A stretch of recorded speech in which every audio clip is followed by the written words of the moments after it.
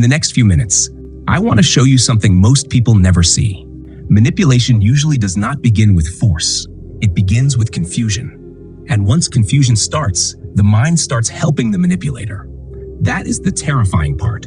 Because by the time a person says something is wrong here, the damage is often already inside the head. Here is the paradox. Most manipulators do not win by pushing you. They win by making you cooperate with your own breakdown. Now listen carefully.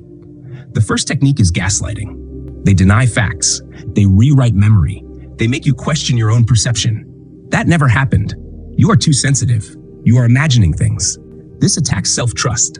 Psychologically, it creates cognitive dissonance. That is, a mental clash between two truths.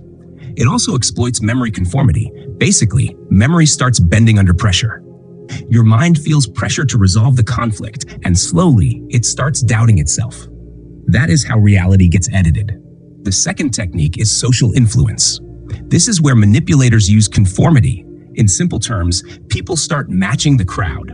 Obedience, meaning you follow authority without resistance. Normative pressure, that is, the fear of being rejected. Informational influence, in other words, the group starts feeling like proof.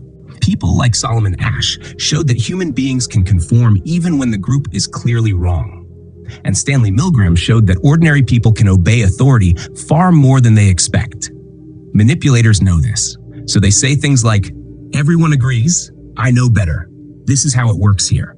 And suddenly, your own judgment becomes secondary. Now pause here, because the third layer is quieter and deeper. It is guilt and shame manipulation. This is emotional blackmail. If you loved me, you would do this. After all I have done for you, you should be ashamed.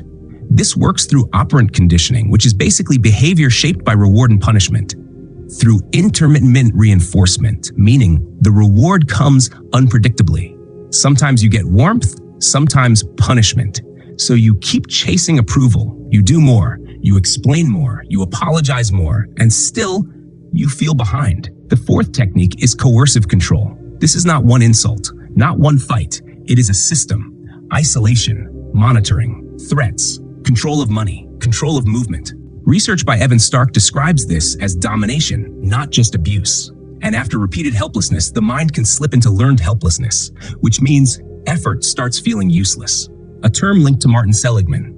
At that point, resistance starts to feel useless. That is when the trap becomes psychological, not physical, psychological. And that is why manipulation is so dangerous. It does not only control behavior, it edits the mind.